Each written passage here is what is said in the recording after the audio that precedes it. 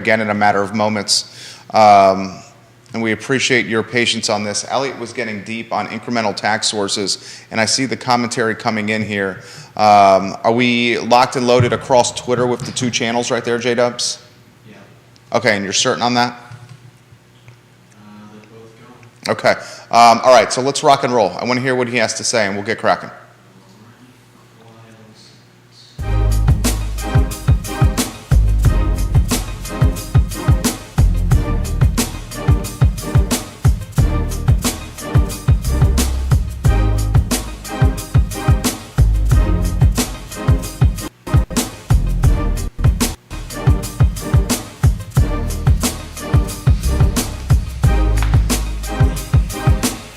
All right, guys, we're back here on the I Love Seville show, and thank you kindly for the patience here. A little snafu with ISP on the program, but we're back live across all social media channels, and I do see the questions that have come in, and I will archive them here. Our guest, if you saw the first 8 or 9 minutes before the ISP snafu, is Elliot Harding. He is an Esquire, he's a father, he's a stakeholder, he's an all-around A-plus guy, a sports fan, and a guy who has the pulse of the community because, frankly, the shoe leather is on the streets, the shoe leather is in the courtroom, the shoe leather is in the breweries and the restaurants. He's around. His face is around this community. All right, so Elliot, we started by introducing you to the community. I've done that. A father, an attorney, a UVA grad, I believe WNL? For law school, yeah. WNL grad. So this dude's a smart dude right here, UVA undergrad, WNL law school. We were talking about how it's not necessarily a zero-sum game when it comes to education and taxes. Right. We can be so pro closing the education gap, and I know we both are, and we can be pro narrowing that gap and championing public school education, but we can also at the same time be pro not gentrifying the community with raising the taxes on rooftops. That is regressive, at least in my opinion. Anywhere you want to go on this topic. Yeah, so first of all, you got to take into consideration it's the worst timing to go through a property tax increase. The assessments have all come through and they're drastically higher, so that's a built-in increase nominally. Now you're going to increase it in the rate, and then you have the highest inflation rate in a very long time. Inflation, it has a disproportionate impact on those who are at the lower socioeconomic classes because of the marginal value of basic needs and funds. And so you put all of that together and you're going to crush people. Now, we're also in a college town. Student loans have been pushed off for 2 years. They're about to be reenacted again this summer. So when you add that on top of all of this, you're not only pricing out older folks who have been here a long time and might be living on a fixed income, fixed budget, maybe on a pension or a retirement or Social Security. You're going to be pricing out a lot of folks, young families, that are going to be stretched thin. And for what in order to close the achievement gap, we're going to do something that we should have done, and that is fix our schools. We should fix the schools. But school's changing, right? School's been different for the past 2 years. We don't necessarily know if it's permanently going to go back to what it was, should it go back to what it was. And we're going to dump most of it into physical infrastructure that might prove to be outdated long term as a model. So I don't know. I agree with everything he just said right there. That's what I think. Now, I think there are other ways to generate revenue or do cost savings to fill the gap. I don't think it's the right time for property tax increasing. Help us understand how this works, because no one follows delegates in the General Assembly and what's happening in Richmond perhaps more closely than you, okay? So help me understand this. There was a potential 1% sales tax increase that the General Assembly was deliberating. And had this have gained momentum or approval, it could have potentially come to localities, the local jurisdictions, as a referendum. Mm-hmm. And for those that don't follow that as closely as us, a referendum is essentially the population votes on whether or not it wants to do this. Mm-hmm. Give me the dynamics here, what you saw, The expectation last fall, when Charlottesville City Council approved school reconfiguration, was that it was going to be a Democrat-controlled Richmond. That was not the case. Now we see the Republican influence is considerably more, and that referendum never even had a chance to get to Charlottesville. What am I missing here? Well, if the argument is that the lack of the referendum is what's creating this hole in the budget, if that's the one-to-one. Mayor Snook has made that argument. Well, no, okay. Then we're just transferring a sales tax onto a property tax, which has a significantly different degree of considerations. Explain how. Well, property taxes are your fundamental basis of home and lodging. We already have an affordable housing crisis, and that's a proper term given our limitations in this area.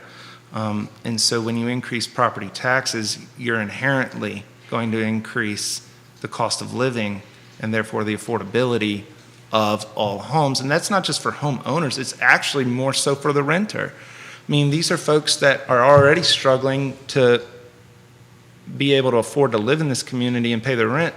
Forget saving for a down payment, right? And then you throw taxes on top of it. That's different than a sales tax, because sales in this... You can choose. Oh, yeah, unless it's your most basic needs, right? A sales tax is more of a choice, and we have so much discretionary spending in this area that you're taxing a different your tax has a different material impact on those that it is being spread amongst, and it's much more voluntary. So he's basically describing the dynamics of regressive tax tactics and... More egalitarian. Okay, explain that. Meaning, one is regressive. The property tax, I believe, is regressive, and well, both taxes are regressive. Sales taxes are regressive because, on some goods, because you need to spend money to live, like your food and your basics. But we have a lot of discretionary spending in this area. Our economy is very discretionary spending based, service based, hospitality, tourism, things of that nature. And we have average high income in the greater Albemarle area that pours in. And so a lot of our revenue through sales tax is much more discretionary and therefore more equal. That's my view on it, at least. Well, no, and I think you back it with reasoning here. Would you then, instead of utilize the tax lever, and I hate to even say this, I wish the referendum had been passed, actually. You wish it had gotten to the local level? Yeah, because I think locality... I think it probably would have passed. Locally, it might have passed, but I think localities should have more choice in how they generate their revenue. I think it's ridiculous that the ability of a locality to raise a sales tax has to come from Richmond. I think that's odd. And now we're referencing Dillon Rule versus, what is it, Home Rule? Yeah. Dillon Rule versus Home Rule. We're in a Dillon Rule when the reality is, and we've talked about this before with Jim Hingley. Jim often watches and listens to the program. He's been on the program before. Vanessa Parkhill, Queen of Earlysville, hello, welcome to the show. Florence Worley Vaya is giving you props right now on what you just said. Dillon Rule versus Home Rule. Mm-hmm. Charlottesville, in a lot of ways, does not have the autonomy to make decisions like this because it's a Dillon Rule state. Mm-hmm. So it really puts an emphasis or prioritizes who you elect from a delegate standpoint. Mm-hmm. Walk us through that. I mean, that's the truth. Richmond, the state, has to authorize a significant amount of things for a locality to be able to exercise its own local authority on a range of issues, including tax generation. As far as who you choose to send to Richmond, really you should, if you disagree with the current model, there are members of both parties that have issues with the current structure of the Dillon versus Home Rule dynamic in Virginia and that are looking to change it. And then there are members of both parties that love it and as it stands. And there are arguments for both sides, but ultimately, I believe it should be reformed such that the locality has a lot more liberty to loosen its restrictions on people, loosen its zoning requirement, loosen some of the things that Richmond requires. And I also think that they should have more autonomy in determining how they generate their tax base, so that we can have more competitive markets. Fluvanna and Charlottesville City have very different reasons to tax people in different ways. One's more of a county with a lot more commuter base. The other one isn't. And so I think there should be more flexibility in how they can generate revenue. I want to be, and you're a straight shooter here, do we ever have a shot of becoming a home rule state? And what would need to transpire? Because it seems to me Richmond would be very hesitant to give up the power they currently have.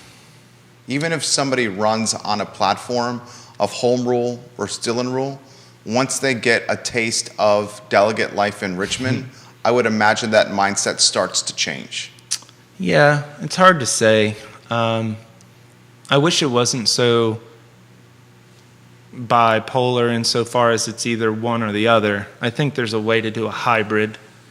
I think that there's ways to loosen up some of the areas of the home rule versus do-in rule dynamics such that localities can have a lot more blanket authority so that on some topics they could do things without Richmond having to get involved, and then maybe in very, very few or select areas Richmond keeps playing a role.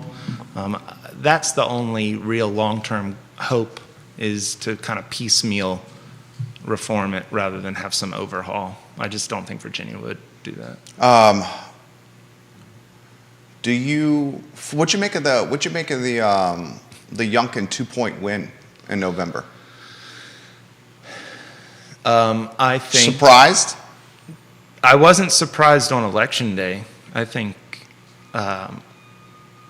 his momentum was obvious, and I think McAuliffe's campaign was awful. Yeah. I think Youngkin, in hindsight, kind of like in 2016, whether you liked it or not, Youngkin was probably the only Republican nominee that could have beaten Terry, and Terry was the only one that was going to lose to a Republican because he had so much history and record baggage. He's just not, he wasn't well beloved by the entire base. He had a record. But ultimately it came down to the last few weeks of momentum about schools generally. I know everyone wanted to touch on, was it about CRT? Was it about safety in schools in Loudoun County? Was it about masking? It was all of those things. Say hi to John Blair. He's watching you right now. Hey, John. Yeah, we love you, John Blair. Yep. Miss you in the city. Same. I say that all the time. I didn't mean to interrupt you, though, but I know you would appreciate John Blair watching. I always appreciate John. So, me too. Yeah, that ultimately, though, is about the schools generally, because not only are schools subject of being a massive issue to discuss at all times, and they should be because they need to be fixed, but COVID and 2 years worth of, or let's call it a year and a half at that point maybe, of parents kind of, whether they liked it or not, having to reclaim a lot more of that educator role as far as your home becomes the school setting, and your time is stretched, your money is stretched, your patience is stretched. They didn't like the trajectory of what was going on with the schools, and I think when Terry McAuliffe said parents have no role in a child's what's being taught in schools, I think parents took that personally, and they went and they voted accordingly. I think you just said it better than I could have said. This is a topic where you can springboard in a lot of ways. Is the Commonwealth, let's take Commonwealth, is the Commonwealth ideology, which for generations has been very Democrat, is that ideology, or has that ideology gotten much more centered? We call it purple. Everyone calls it purple. Or could it even be leaning red? As far as the ideology of the Commonwealth? I mean, you're right. It's been blue for a decade. At least. Yeah, it was red there for a decade. You look at McDonald and George Allen and Jim Gilmore, and then, yeah, it went back and forth. But it has been blue for a while now. I still think I don't know. I think it's hard to say. I think the Republican Party is not sure where it is right now as far as where it wants to go. Forever, Trump kind of dominated the narrative for 4 years. That's all anybody wanted to say, and granted, they still want to talk about it. But when it comes down to policies that are impacting you day to day, I think people like to hold those in power accountable. And Virginia very often goes opposite of the party in power in D.C., right? And with Biden in, and with the current state of things, I think there was a large protest vote as well. And they're thinking Youngkin seems more moderate in his approach to things and more reasonable. You're not going to get, at least that's how it was perceived in October and November. And I think ultimately you're finding that the independents are willing to consider Republicans in a time of inflation or in time of school disruption or in times of crisis. I think it's important to emphasize this. This is one of the reasons I wanted to get Elliot on the show. Dude is a political junkie, a political strategist, and follows politics in the Commonwealth as closely as anyone I know, okay? You got gas that is going through the roof. We just saw the CPI number, the Consumer Price Index, 7.9%. Mm-hmm. And that 7.9% does not even factor in today's gasoline. Mm-hmm. This is in the rears. This is a number in the rears. So the next CPI that comes out is going to be even higher, okay? Midterms are 8 months away. Yeah. Less than 8 months. Mm-hmm. Less than 8 months away.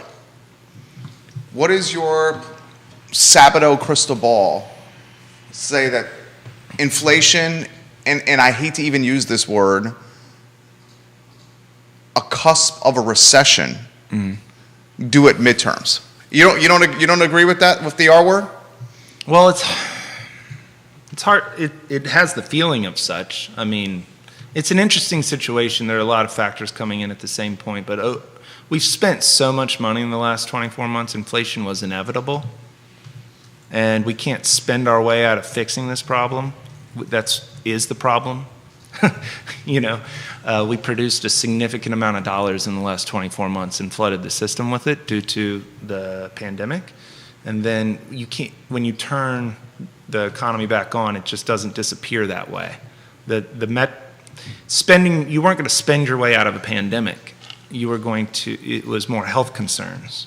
So it's not like you can artificially subsidize a market as a way to fix a health concern like a pandemic. The traditional reasons we do so much spending weren't tied to the problem. And so you've got inflation, you've got gas prices, you've got war, not that the U.S. is in physically, but it's impacting global supply issues. You already had supply chain issues. And labor. And labor issues. I think you're going to see a massive backlash at the polls. I think the Republicans will take the House. I think there will be a strong narrative from them going into 2024 into the White House. I don't know who the nominee would be, but right now I don't think that the federal Democratic Party is in a strong position to speak on massive achievements since they've been in. I think they're kind of having to put out a lot of fires at once. Well, I mean, we got a short list we can spitball for nominees for 2024. Yeah, I mean, Youngkin's on that short list. Yeah, he's named. I mean, he flipped a blue state in Mid-Atlantic. Okay. If he was on a DeSantis is on that short list for sure. Don't you think? Yeah, I think DeSantis is the front runner. Okay. Assuming Donald Trump doesn't run for president. In which case it's a completely different conversation. I would think and I'm spitballing, this makes for great conversation for talk shows here. Sure. Great conversations at the brewery or wherever we are. Right. I would think one of the worst things that could be for the Republican Party would having Trump on the ticket. I don't think Trump needs to be on the ticket. He does not need to be on the ticket. The Republicans have a better chance of winning if he is not on the ticket. 1,000% agree with you. I think, yeah. And I think how Youngkin won, I think DeSantis-Youngkin would win.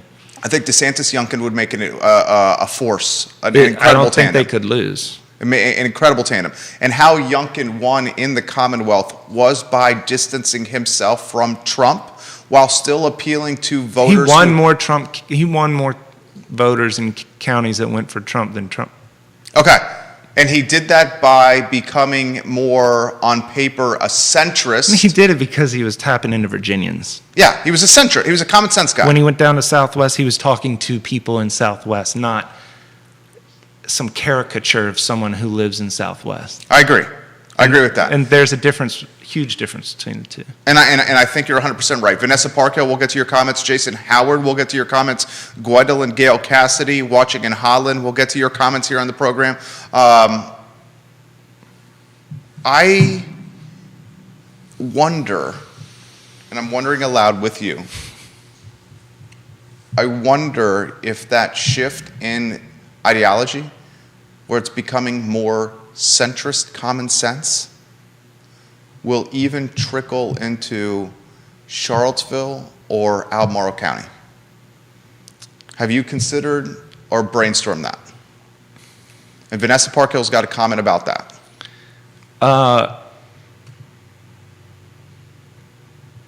Yeah, I guess. I mean, sure. I think it would and has in some respects. At the polls, no. Well, depends on what you're talking about. Meaning Charlottesville City is going to go, I mean, I think it goes like 87% Democrat, 85, you know. It's usually over 75 for sure in various races. But when you get to a city council race where it's between personalities, and even though a lot of people carry the same partisan name on city council, right? They all have a D next to their name now. They have very different viewpoints. And comparing Lloyd to Michael Payne is a good example.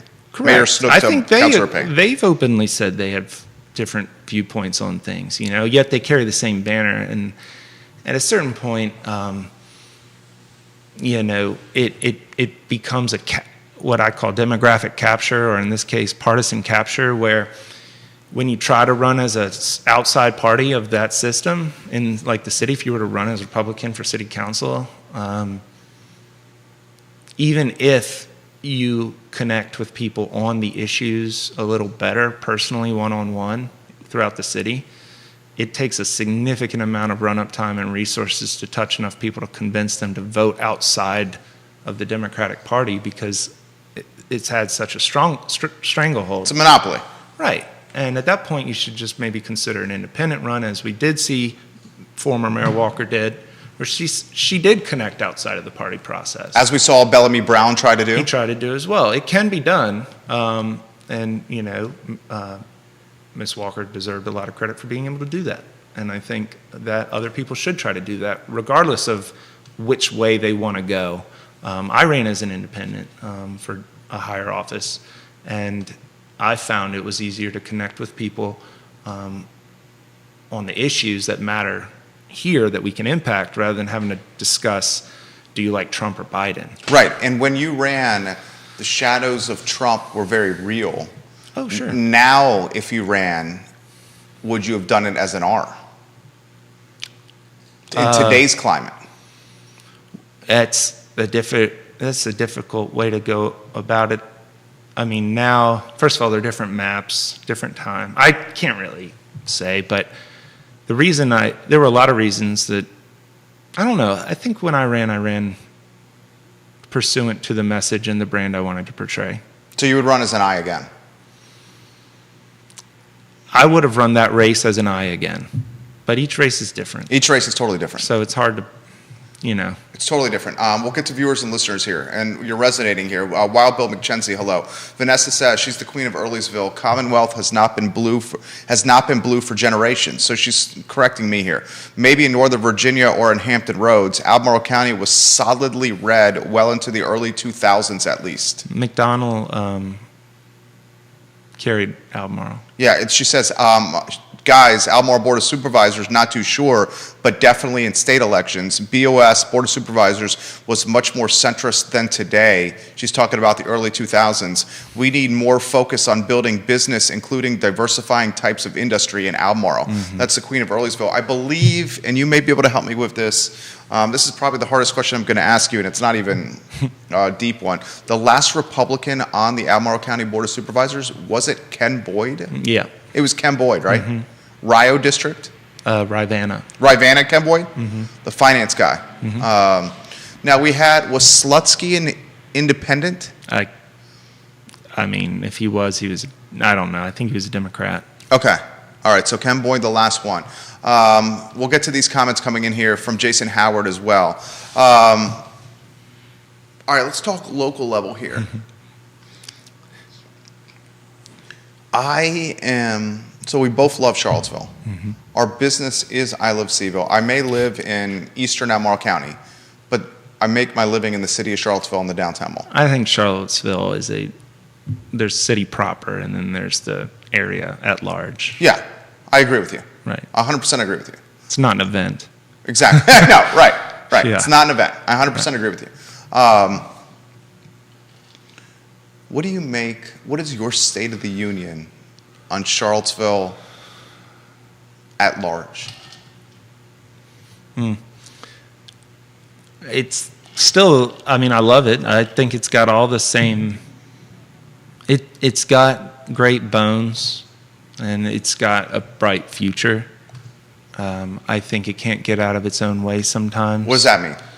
I think everybody wants to assume that our local governance and certain departments are going to deliver this utopian outcome of egalitarian education, everything's going to be great for everybody. But in reality, year over year, it gets better for those who might have more resources and not exactly ever truly taken care of for those who are marginalized or don't have what they need. And I think it's a lot of people thinking that they can use the government as a tool to fix the proverbial problems when they themselves haven't necessarily experienced those problems. They don't suffer from those problems, and they don't have the solutions for them. So you see the county, you see the city, things like affordable housing. Maybe if they just got out of the way with like over-restrictive zoning or over-restrictive taxation or over-restrictive market control, it would have fixed itself a long time ago. Schools. If we're going to dump $75 million into a capital improvement, is that the best method of actually fixing the achievement gap? Or is it through more staff, better paid staff, lower the student ratio, make alternative curriculums, allow for more flexibility in the system to fit the needs of the individual students, rather than a new building? You know, I mean, this is common sense. This is so, keep going. So I think we have everything we need to be the best place in the Commonwealth. I think there's no other place in the Commonwealth I would want to live. That's why I've continued to stay here. But we're certainly no utopia. We have a lot to fix. Carol Thorpe, the queen of Jack Jewett, watching the program. Fellas, Ken Boyd, Rodney Thomas, and Dwayne Snow were all Republicans on the Albemarle County Board of Supervisors at the same time as late as 2011. So thank you, Carol Thorpe. You keep us on our toes. I appreciate that comment. She in fact, is going to come on the show later this month, Carol Thorpe. At one time, very influential stakeholder within the local Tea Party, Carol Thorpe. Jason Howard has this comment. There was an article in the Daily Progress this morning where Governor Youngkin talked about using the surplus budget to cut taxes, doubling the standard deduction for state income taxes, and completely eliminating both the state and local portion of the grocery tax, among other changes. Does the General Assembly go along with these changes? Please ask Elliot.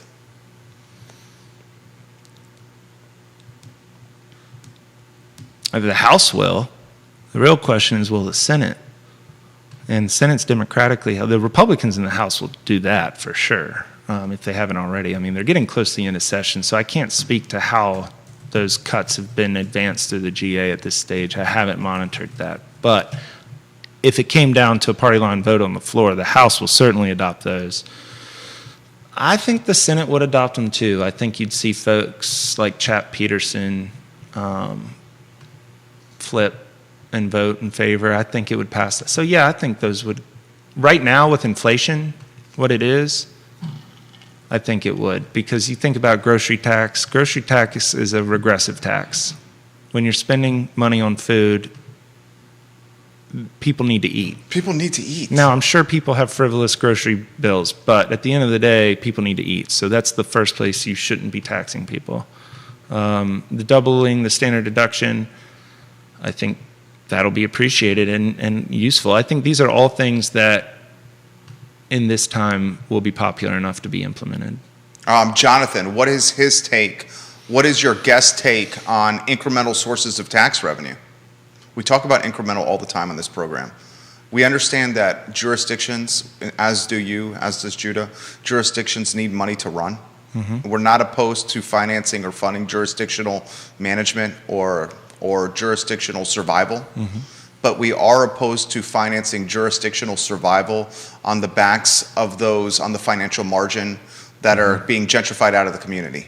And this seems like common sense to the three of us, and frankly, it's the right thing to do. It's called the golden rule. Mm-hmm. It's called being empathetic and thinking of others. So I'm constantly trying to find, you're an entrepreneur, mm-hmm. new ways to drive revenue entrepreneurially from a jurisdiction standpoint. Any ideas from you? And then Gwendolyn, your comment coming up next. You're talking about alternative sources of revenue here in Charlottesville? Any or Commonwealth-wide or regionally?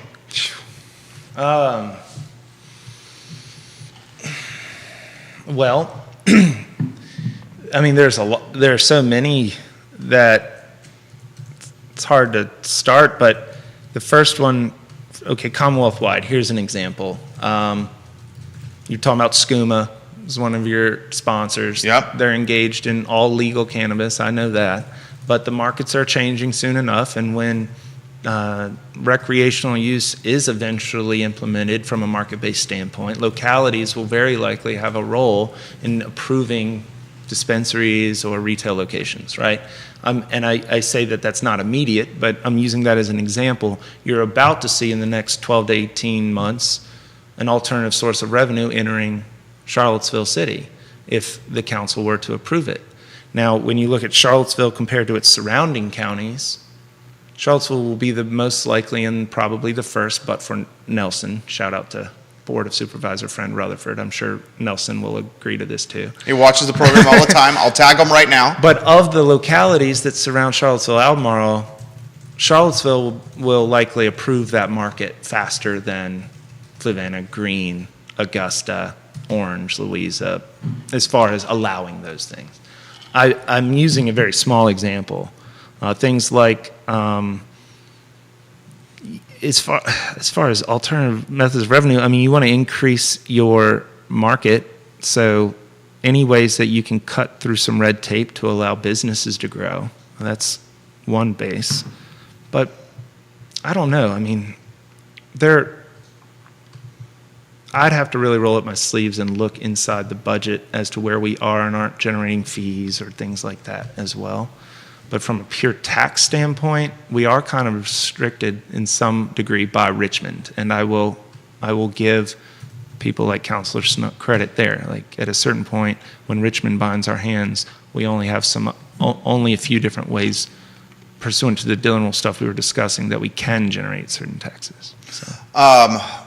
I've been a huge fan, and I think JR is watching right now. We love you, JR. I've been a huge fan of driving new business to the mall. Mm-hmm. And one of the concepts that we've tried to champion is the beer garden.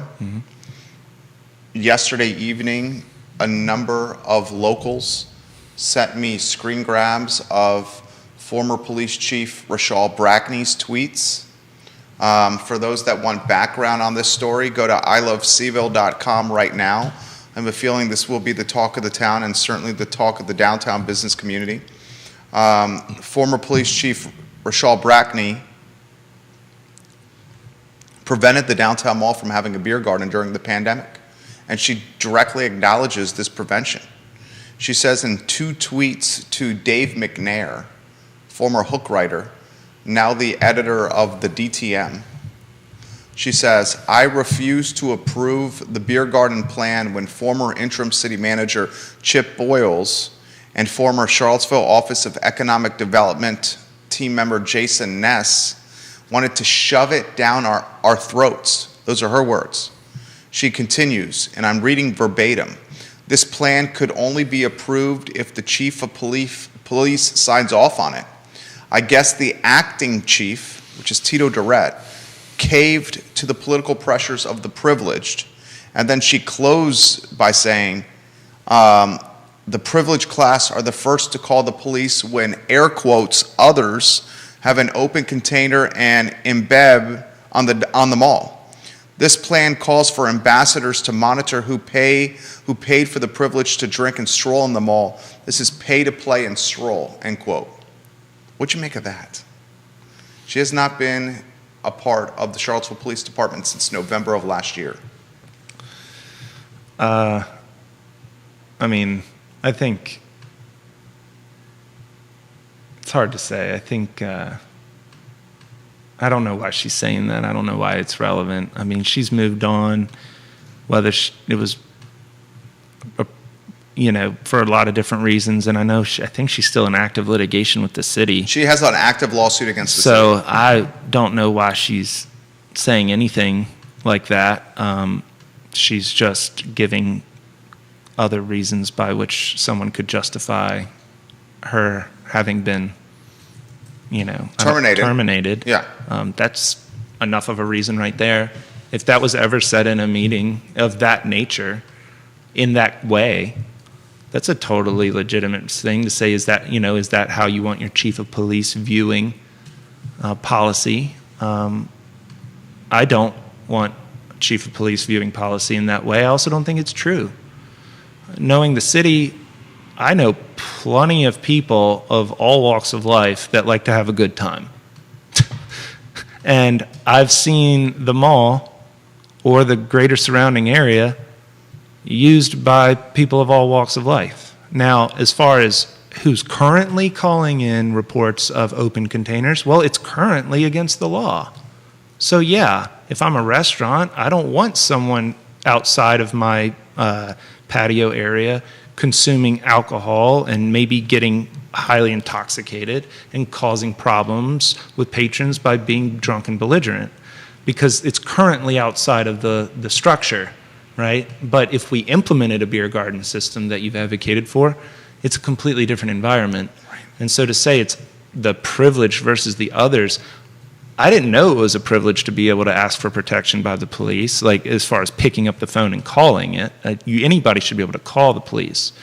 I also don't think it's a good policy for the police to look at those who are asking for help based on their subjective status as whether or not we're going to execute the law. And I don't know why she's saying this. I actually, candidly, I'm more interested in, can we look at the budget of the police department finally? All right, well, we can go down that road. So the budget of the police department, anywhere you want to go on that? I'd like to know what it is. I'd like to see how they're spending the money. I think that should be the primary requirement from the city when it comes to the law moving forward, when it chooses the next chief of police, when you're going with the city manager, when you're going this way, given all the talks about criminal justice reform and police oversight over the several years, the first place they need to go is look into the budget and see where we're spending our money. I think that's a very basic requirement.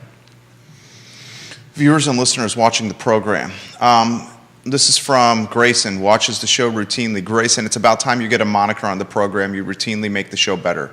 He says, please ask Mr. Harding how this could be a reason for someone to get terminated if still on the job, and how it could be utilized potentially in a lawsuit against her, an active lawsuit, as he put it. Well, it's not against her. She's got a suit against the city, as I recall. That's true.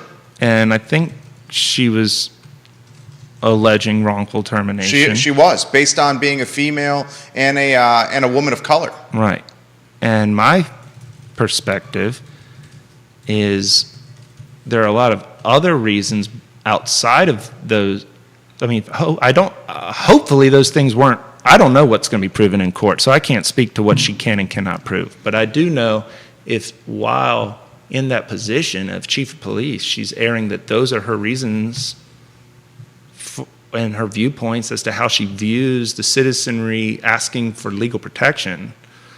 I don't care what race or gender you are. If you're saying, oh, I'm going to veto something that others in the city like because I don't like the people that are going to enjoy it, and I don't like the people that are asking for the help from the police, I think that gives legitimate cause to reconsider their role as the chief of police. I mean, that's just one reason. My point is that that's the type of conversations that were being had behind closed doors before. You're wondering what else? Right. That's what you're saying, right? Right. I wouldn't be speaking about city policy as an active litigant. That's my advice. But yeah, I would imagine that's the advice of her attorney from the former late great Johnny Cochran's law firm. You never know. You're saying you never know because all attorneys are not. Well, you also got to recognize that law firm is very well known for being able to play into the media as far as using it as a way to foster a perception in a lawsuit. I hadn't even thought about that. So perhaps this is I don't know. No, but I mean, it's talk show fodder. I mean, she's got an active $3 million lawsuit alleging wrongful termination. Your talk show fodder, strictly talk show fodder, as this is a way to keep maybe the brand and the lawsuit in the news cycle. Well, Dr. Richardson's got dismissed with prejudice. We talked about that yesterday. Right. So I'm just saying from a timing perspective, you have two different lawsuits, two different issues, very similar overlap in time period, and some related claims as far as accusations. I don't know. I don't know why she's doing it. Honestly, it's the type of thing that I try to block out because we rotate through so many different executives in this city. It's hard to get stuck on the past. What do you make of? For the sake of conversation here, what do you make of Richardson's lawsuit getting dropped? I didn't read it. I didn't know the claims. I always kind of, based on what I'd heard about the claims, I was speculative as to how legit it was. How one was going to be able to find the defense liable. I didn't see how that was going to. Because he signed an NDA. He signed an agreement saying he would not disclose information about what happened while he was on the job as city manager. Yeah. And then he took a $200,000 plus check and deposited it based on those things. If that's the case, then yeah, I don't know how he could have proceeded with litigation. So, a lot of comments coming in here. So this is from Gwendolyn watching in Holland. Just an FYI, gentlemen, Virginia K through 12 schools rank 24th in spending and 29th in funding. The state receives very little educational financing from the federal government. Kindergarten through 12th grade schools represent $12,243 per pupil for a total of almost $16 billion annually. Virginia K through 12 schools receive $1.1 billion or $853 per pupil from the federal government. This is good stuff right here. State funding totals $6.8 billion or $5,270 per pupil. Local funding totals $9.15 billion or $7,094 per pupil. State and local funding is equivalent to 3.1% of Virginia taxpayer income. Federal education funding is equivalent to 0.21% of the state's taxpayer income. And lastly, for Elliott, Funding for K through 12 education in Virginia totals $17 billion, or $13,217 per pupil. That is an economist graduate from UVA who's got a master's from Harvard, watching the program in Holland. Anywhere you want to go on those topics on funding of public schools? There are certain things that are obviously glaring that need to be fixed, and money's the only way to do that, such as updating. Our schools are outdated. Virginia's schools have not had, we have a lot of old schools throughout the Commonwealth that could and do need to be improved. That being said, we need to always look at where we're spending the money, and not all money is inherently improving the outcome. If financing was the only way, if spending money guaranteed success or positive outcome, or even was always the primary factor, which in many cases it's not the primary factor. And I think to always just look at spending as solving the problem, sometimes spending exacerbates the problem because maybe we're investing in an outdated model. You know, look at what we just had to do with COVID and how many families and children were lacking equal access to things like laptops, resources, caregivers, safe environments, food, attention, what have you. Those are things that are outside of the four walls of a school, yet those things still impact outcome even today when they go back into school. Your home environment, your access to infrastructure to learn. I think spending needs to be reconsidered in how we're doing it, not just, should we throw more money at it? I think we have a history of just throwing more money at it, though. This question's coming in from Lauren. Ask him about the revenue share agreement. I think the revenue share agreement is outdated. I think it's unenforceable. I think it's been illegitimate since there's been a moratorium on annexation for the last going on 40 years almost. The city is being effectively paid by the county to not forego exercising annexation, yet it cannot annex by state law, and it's indefinite. And so with that, I don't think it serves a purpose. Now, it's obviously great for the city on its bottom line, but I think it's a little short-sighted to think it's going to always be there.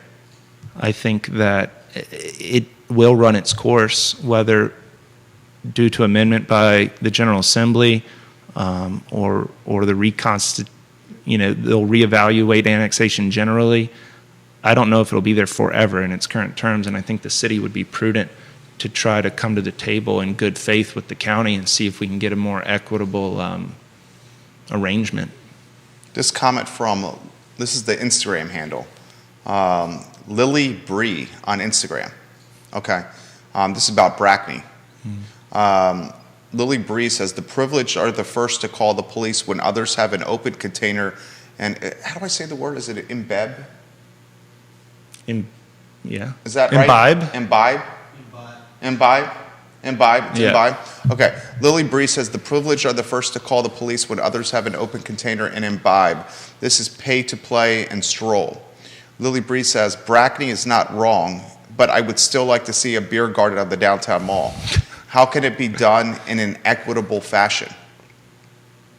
I mean, I have some ideas on that. Well, let me ask you this. First of all, when the others imbibe an open container, well, who can imbibe an open container? I mean, technically nobody. Okay, so are the privileged the ones who follow the law? Are those who don't follow the law, are they others? I don't understand from a policing standpoint. You're saying the law is the law and no one can do it. That's what you're saying. I don't care if you're the wealthiest guy in town.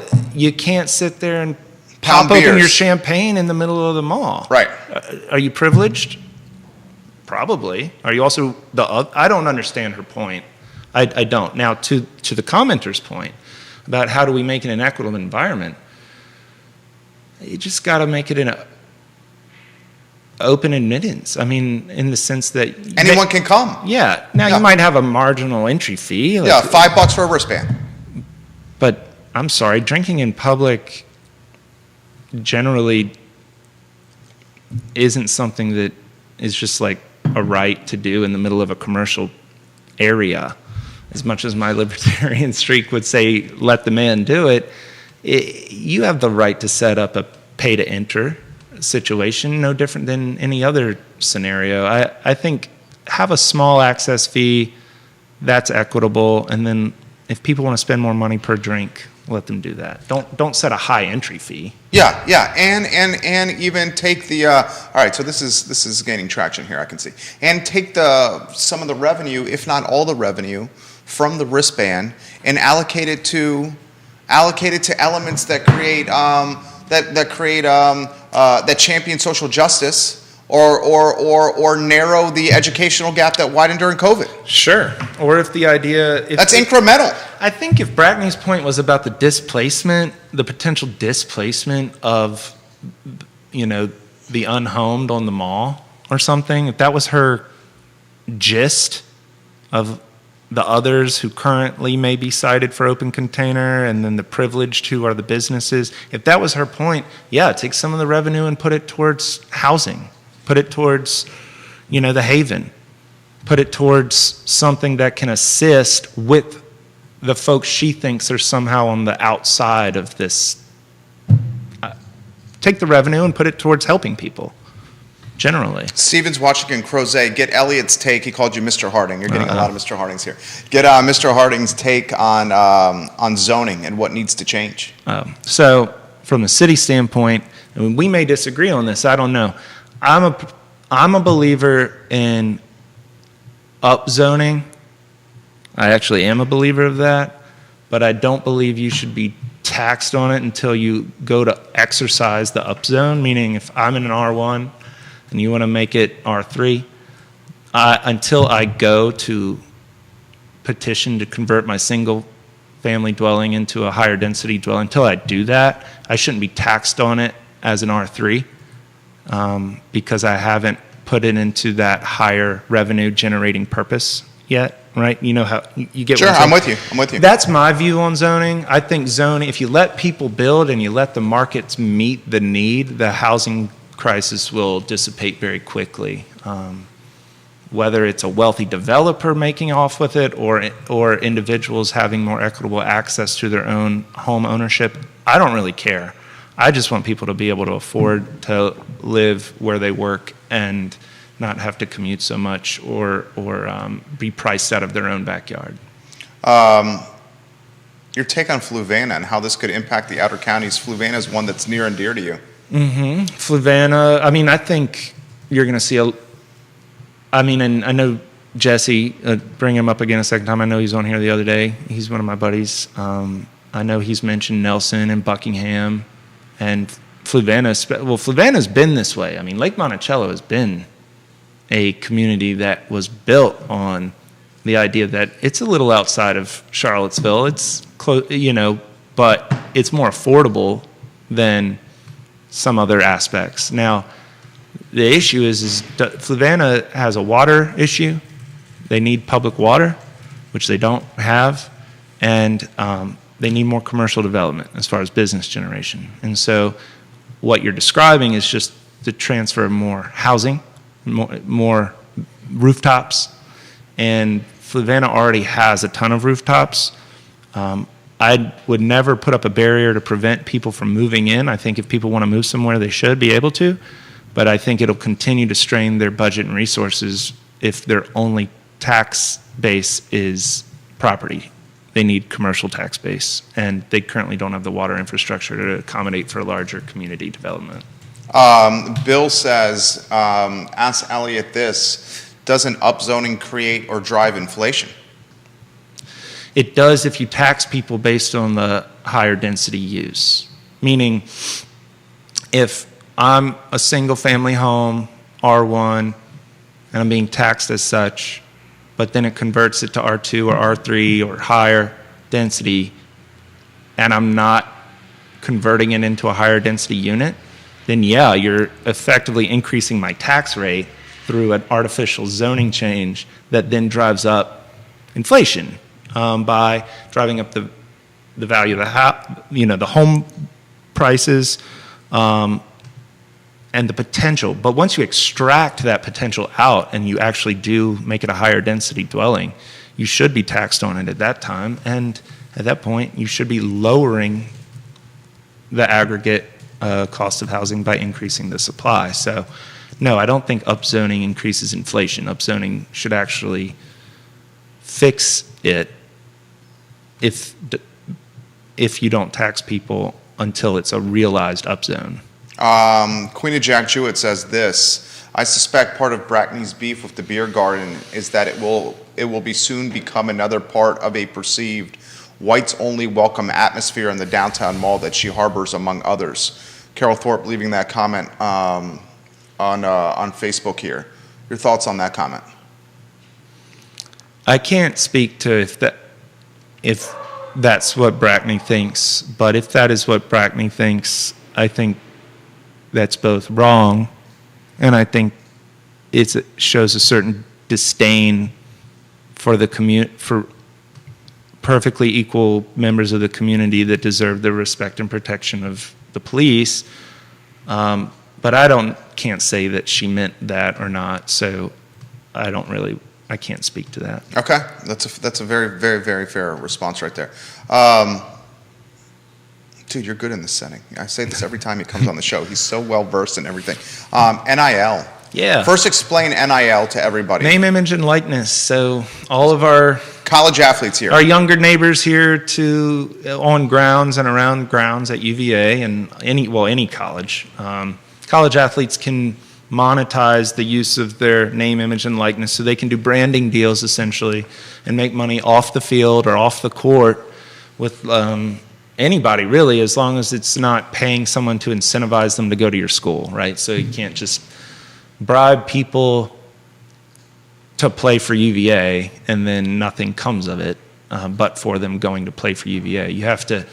There has to be both a offer of services, like a quid pro quo, meaning you have to be marketing of some sort or nature. You can't just hand them a check.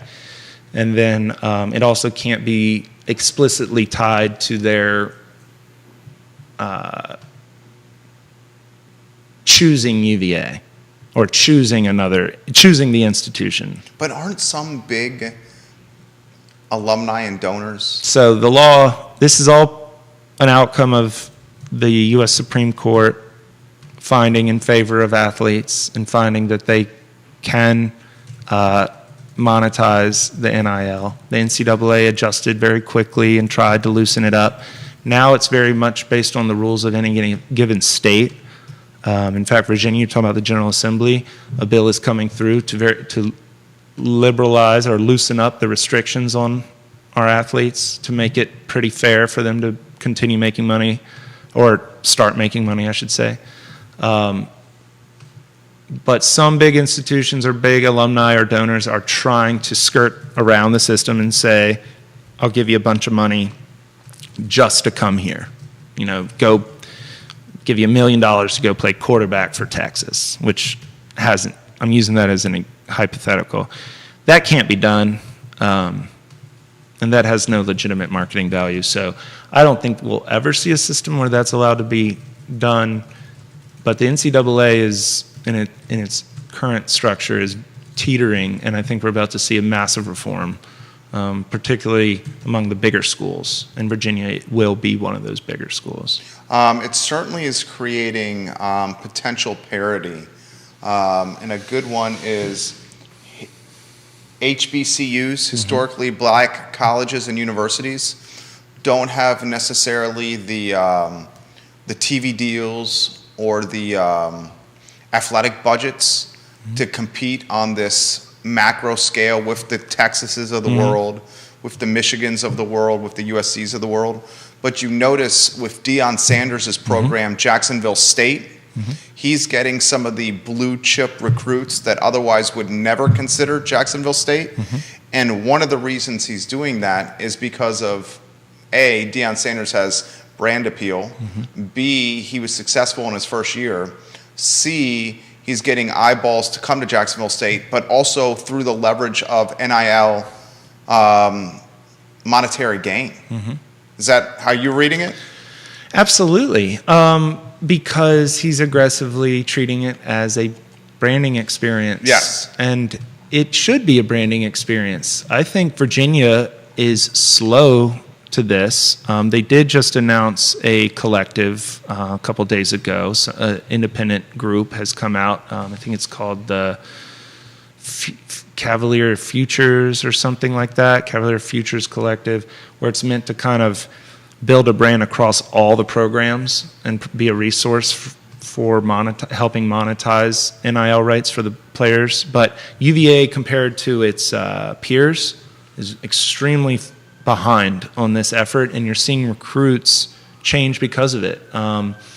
One of the number one offensive linemen, something UVA could need, just an hour south in Lynchburg, committed to UNC over UVA, and it was openly discussed in the NIL aspect about brand development in Chapel Hill.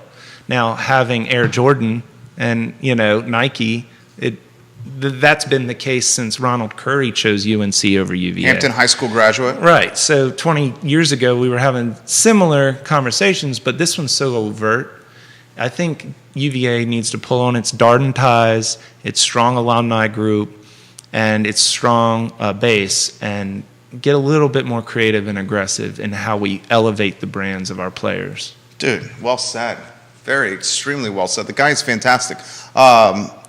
We got to do this more often. You have so much to contribute, and I know you follow it closely. How about this open-ended, broad question? What is something we did not cover that is something the community should be following or watching that may not be getting the attention or the time on the radar in the news cycle it deserves? You want to talk the legalization of cannabis? No, I got one for you. This Okay. is a one that should be on top of mind awareness, because it has a lot of impact, and that is federal courts are currently considering whether or not the House of Delegates, not the state Senate, but the House of Delegates may have to have a special snap election this year Okay, this is a good one. on the new maps. And that would mean Delegate Hudson runs on a new map in the next 8 months, or Delegate Bell may or may not choose to run. I mean, his district is materially altered, and things like that. And if a court were to order it, it would be very quick.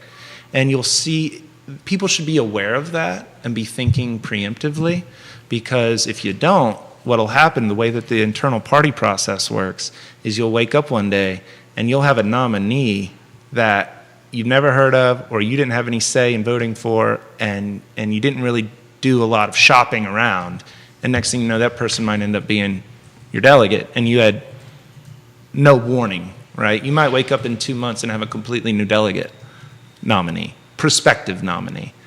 I don't think that would apply specifically here with Delegate Hudson, but I'm saying surrounding counties, significant shifts. I mean, Greene County is no longer going to be in Delegate Bell's district. That's a significant portion. So if the courts rule on that, and it very well may be in the next few weeks, people will be called into elective action very quickly, and I think there could be a lot of shifts. I mean, it could really go to the majority, but no one's really talking about it because they feel. And that would be an off. Is this an off year? Well, no, this is a 22 year. So Okay, so this is an off year You're right. because there's no presidential. Right. Off year is presidential. Off year Is what we just had with Is the what we just governor, had. and then off is like 19 or 23 when there's no statewide, no federal, But no local. presidential, only state, senate, and local. Right. So good God, the engagement numbers in a snap election in a off year would be dismal. Well, I don't know. It could very well be shifted by the congressional races, right? A lot of people are, The influence of inflation. right, meaning you'd see national narratives find a higher influence on the outcome of the down ballot races. Typically, delegate races aren't. They're in odd years, and that's on purpose, so that local issues dominate the reason for voting. But instead, you're going to get things like Ukraine policy impacting your delegate races now. So, and I use that as an example, but I mean, it could be any federal policy will have a unique impact on determining a snap election outcome. Well said. Jeff Camerath, former Virginia baseball pitcher, watching the program, he's got a question for you. Jeff Camerath, we love you, dude. How did the Cavalier Futures get around trademark rights with Virginia Sports Properties? I think they spoke to. I know that they've been in significant talks with UVA's athletic department. Their board includes Matt Schaub, Ralph Sampson, a lot of business, not just athletes, but business developers. They've got people from IP backgrounds. It's either they got what they needed through licensing agreement, but the word Cavalier isn't trademarked. The word futures isn't trademarked. So, I mean, you can call it whatever you want, but... Bill says Representative Good was nominated in a drive-by election in Rustburg. Yeah. And that's a topic for a different show. He has a nomination battle right now with Charlottesville GOP chair. The former chair. Former chair, yeah. Dan Moy. That's right. And that'll be an interesting nomination battle. I believe that convention's in May down in Hamden, Sydney, in Farmville. What do you make of conventions? Don't hold back. In a perfect world, I think stronger candidates come out of larger races. I think it brings more people to the table. So primaries allow for a better testing of your brand. You're more likely to have a stronger outcome in a general if more people support your nominee coming out of a primary or out of a nomination battle like a primary that's very inclusive. I understand the merits of a convention. There are some strong reasons for them because it's meant for partisans. It's meant for who do we want to represent a particular set of ideological brands on behalf of a party. And therefore, it is their right to have a more exclusive process. I've been a part of both as a party member and as a unit leader. They have pros and cons. If push come to shove, I would probably suggest a primary. Yeah. But I don't necessarily thumb my nose at conventions. They can be done well. We'll wrap up with this. Janice Boyce Trevelyan, loving the show. The tax the beer garden would collect helps everyone in the city, and the revenue would help the city in totality. She's enjoying the show. And by the way, if the police don't want to do it, use some of the revenue to buy some private security. If someone like former Chief Brackney doesn't want to police it. Yeah, it's like Scott Stadium. What right. The folks that are, is it RMC? Yeah. I think it's RMC. Camrath just shared the link. Jeff Camrath, the owner and founder of Aqua Seaville Hand Car Wash, he just shared the link for CavalierFutures.com in the feed. Mr. Howard watching the program, Jason Howard, $5 a wristband for the beer garden idea is a steal compared to any beer festival I've ever attended. That's a deal. So, I mean, very much in favor of that. I'm going to invite you back. Great. I mean, you're fantastic. Any closing thoughts? No, just I hope people are ready to enjoy what's going to be a beautiful spring as always and get out there and tip your waiters and waitresses. Always give a shout out to that community here because I'm excited to see that vibrant culture come back and be enjoyed, and it's something that we should pride ourselves on. Well said. Elliot Harding, Esquire, guys, and just a great guy. Thank you. Thanks, Jerry. Dude, you killed it. Seriously, you killed it. Judah Wickhauer, thank you very much. This is the I Love Seville show. Tomorrow is Lee Elberson, and Lee is watching the program now. So we'll wrap with Lee Elberson, the CEO of Clayboard Education and one of the owners of Red Hats Hosting, or 8 Hats Hosting, on the program tomorrow. I'm Jerry for Elliot and Judah. This is the I Love Seville show, where it's long-form content that cannot get taken out of context on the I Love Seville network. You guys have a good one. Take care. Elliot, that's bravo.